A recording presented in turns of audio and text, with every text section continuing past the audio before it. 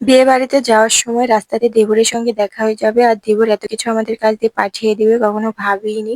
তো সুন্দরভাবে রেডি সেডি হয়ে আমি বাইরে অপেক্ষা করছিলাম আর খুবই গরম পড়ছে, তার জন্য গর্জিয়াস কোনো কিছুই পরিনি, সুতি একটা ড্রেস পরে নিয়েছি। আর সিম্পল যেহেতু বিয়েটা হচ্ছে, গর্জিয়াস কিছু ভালোও লাগবে না। তো এই তো রওনা দিয়ে দিয়েছি, ফাইনালি আমাদের বাজারে চলে আসছি। এখানে এসে আমার দেবরের সঙ্গে দেখা। দেবর কিছু টুকিটাকি জিনিস কিনতে আসছিল, বউয়ের জন্য গায়ে হলুদের কাপড় আর এখান থেকে দইয়ে নিয়ে নেওয়া হয়েছে।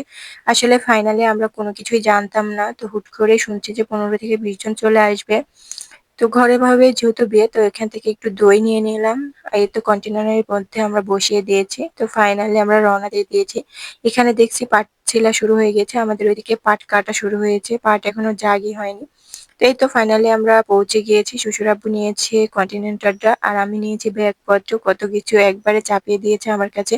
ফাইনালি আমি চলে আসছি বিয়ে বাড়িতে, তো বিয়ের ব্লগগুলো আবার নেক্সট পার্টে আসছে। আল্লাহ হাফেজ।